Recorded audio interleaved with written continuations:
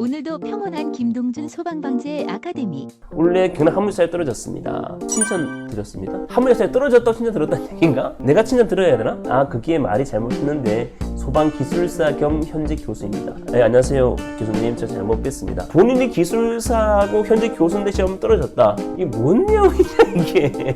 교수님 저는 재학생입니다. 오케이. 아무튼 뭐 골치 아프다 골치 아프다 골치 아프다.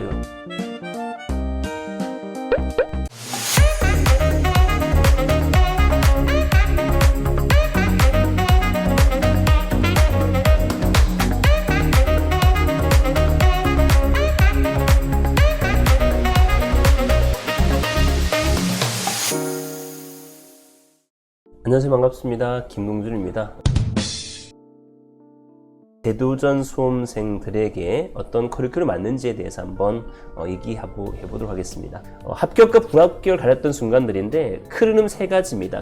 첫 번째는 우리가 기사모라 해서 기출을 사랑하는 모임, 기출만 받다가 이번 시험에 고득점을 못했던 분들이 많이 있습니다. 그래서 각종 커뮤니티의 기출 관련 댓글인데 김동준 500, 600 기출만 집배독하고 시험 봤는데요. 결과는 처참했습니다. 뭐는 거. 왜 많은 사람들이 그러면 기출만 우리가 보려 했을까라는 건데, 기출만 봐서 운이 좋게 합격했던 사람이 있었기 때문에 그걸 따라했던 사람이죠. 따라해서 그렇게 가서는 안 된다는 얘기죠. 또한 우리가 여러 모로 있는데 공채 남자도 있고 공채 여자도 있고 경채 9급 남자도 있고 9급 여자도 있고 소방학과 경채 남자도 있고 경채 여자도 있고 소방학과 또 구조도 있고 화학 구조도 있고 운전도 있고 똑같은 소방직 시험인데 이 컷은 달라요. 표본을 삼을 때 잘못 표본을 삼았을 수도 있고요. 시간이 없어서 그럴 수 있고요. 또 모두 커리큘럼에 다 할 시간이 없어서 그 다음에 기출 외엔 필요 없다 생각해서 기타 이유로 등인데 지금은 이런 것을 여러분 다 깨져야 됩니다. 다시 차근차근하게 시작하는 거죠. 자, 이 현상을 한 가지 예를 들어 설명해 보겠습니다. 그 신호등이 있는데요. 일반적으로 우리가 빨간불이 있고 초록불이 있어요. 예를 들어서 신호등 앞에 있는데 빨간불일 때 멈추고 초록불일 때 건넌다는데 초록불에 당연히 건너는 게 맞습니다. 다만 초록불에 될 때까지 기다려야 될 수도 있고요. 또 차가 다니지 않는다라면 빨간불일 때도 건너겠다는 생각이 들 수도 있어요. 불편함 느낄 수 있는 건데 무단 횡단했을 때 아무런 일이 일어나지 않았다 봅시다. 너무나 편하고 기분 좋은 나머지 다른 사람도 빨리 건너오라고 말합니다. 그러면 많은 사람들이 그걸 보고 그래 사고도 나지 않는데 뭐 어떠냐 라고 해서 무단 횡단하게 됩니다. 근데 이것이 과연 올바르냐? 그렇지 않다는 거죠. 어떤 사고가 날 수 있는 거죠. 너무나 많은 분들이 소수의 케이스만 보고 그것을 맞다고 단정 짓고 따라가기 때문에 어떤 문제가 발생될 수 있는 겁니다. 이것은 올바른 방법이 아니고 안전하지 않은 방법입니다. 물론 위험이 따를 수밖에 없는 것이죠. 기출만 보지 말라고 왜 할까라고 생각해 봤는데 세 가지 이유가 있습니다. 첫 번째는 실제 시험에는 한 60%, 70% 내외입니다. 소방시험도 원래 또 시겁했을 겁니다. 왜? 컷이 너무나 많이 올라가서 여자 9급 경채가 2문제 틀렸는데 떨어져 생각해보세요. 3문제 떨어져 생각해보세요. 이 말은 변별력에 조절에 실패했다는 것이죠. 이 난이도 수준을 반드시 할 겁니다. 그래서 점점점 문제는 어려워질 거라는 것은 당연합니다. 올해는 작년보다 더 어려울 거고요. 저작년보다는 작년이 더 어려웠다 보시면 돼요. 점점 어려워지고 있습니다. 기출로만 합격했다는 수험 대부분 기출 합격한 것이 아니다는 것이죠. 기출 내용 외에 학습하진 상태에서 문제를 맞추었다면 운이 좋다라고 할 수 있는 것이죠. 개개인이 너무나 다르기 때문에 기출만 봐서 합격했다는 부분은 믿어서는 안 된다 이런 얘기죠. 혹은 극소수 얘가 부풀어 떠도는 경우가 많이 있다는 거죠. 선천적 능력, 또 배경 지식, 환경 동일하지 않습니다. 어떤 사람들은 토익을 900점을 맞고 시작하는 분도 있고 어떤 분은 국사학과 나오신 분들도 있고 어떤 분은 소방학과 나오신 분도 있단 말이죠. 남들과 똑같이 해서 합격한다는 것은 안 됩니다. 이건 버려야 합니다. 두 번째는 시험제 나는 실수를 하지 않을 것이다 라는 근거 없는 확신을 가진다는 얘기입니다.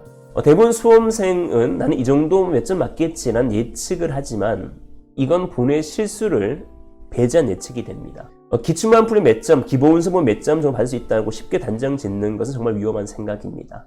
실제 점수는 본인의 실력과 함께 현장에 느낄 본인의 부담감에 따른 실수까지 포함하는 거예요. 시간 체크 실수, 마킹 실수, 여러 번 봤지만 기억나지 않는 것, 각각 공부를 변수 만들면 안 된다는 얘기죠. 세 번째는 이것을 일반적 수험생은 부정하고 있는 거죠. 이렇게 점점점 진화되고 있다고 보시면 됩니다. 과거 2016년 이전에는 단순 단답형입니다. 쉬운 문제가 대부분 나왔어요. 기출을 쉬운 문제 잘 맞췄기 때문에 잘 맞출 수 있다라고 생각하는데 그렇지 않다는 거죠. 기출 문제 숫자만 바뀌어서 낸 문제를 보고 이런 문제 나올 수 있냐고 문의가 들어온다는 얘기죠. 실질적으로. 기출된 문제들까지 부정하는 사항이 생긴다는 얘기. 가장 최악의 상태를 대비하라고 제가 누누이 얘기했습니다. 근데 여러분 나름대로 잣대를 가지고 기출만 봐서 이렇게 해야 되겠구나라고 생각해서 들어갔기 때문에 헉한 것이겠죠. 소방학교는 문제 풀면서 헉했을 겁니다. 왜? 지문이 길어서. 선생님 이번 시험에는 이 정도 안 나오겠죠? 수학 계산문제 어렵게 나올 일이 없겠죠? 형이 이것도 얘기했어요. 계산 문제 특강 보세요라고 얘기했죠. 간부랑 저희 다르니까 간부 안 풀어도 되겠죠? 똑같다 라고 얘기했습니다. 기출문제가 다가 아니고 그 필수이고 기출문제 그 이상 우리가 해야 됩니다. 가성비 높은 공부를 합격하겠다 이런 게 아니라 완벽한 합격이 됩니다. 자, 두 번째는 시선과 인식인데 주변 그리고 나 자신인데 소방시험은 쉽다 이런 인식을 조차 할 필요가 없습니다. 소방시험은 쉽다고 주변 인식을 하고 있지만 그렇지는 않는다는 거죠. 이렇게까지 열심히 해서 소방시험 붙어야 하나 더 열심히 해야 됩니다. 이게 뭔데요? 더 열심히 해야 되죠. 소방 붙어서 엄청 자랑이나 할 수 있냐? 자랑 엄청나게 할 수 있습니다. 이 정도만 해도 소방이 충분하다. 절대 이건 교만에 생각합니다. 결과는 기출 요약서로만 승부를 보려 한다든지 책상 앞에 앉아 있는 것을 위안을 삼는다든지 전문가 방식의 내 방식대로 공부한다든지 힐링만 찾아다닌다. 물론 저만 봐도 힐링이 될 수 있는 경우가 있지만 진지하게 생각해 보셔야 됩니다. 나는 소방이라는 시험에 대해서 얼마나 진지했는가. 이번 시험을 대우하는 대우만큼 받는 점수입니다. 여러분 하는 만큼 점수가 되겠죠. 자, 세 번째는 타임, 시간입니다.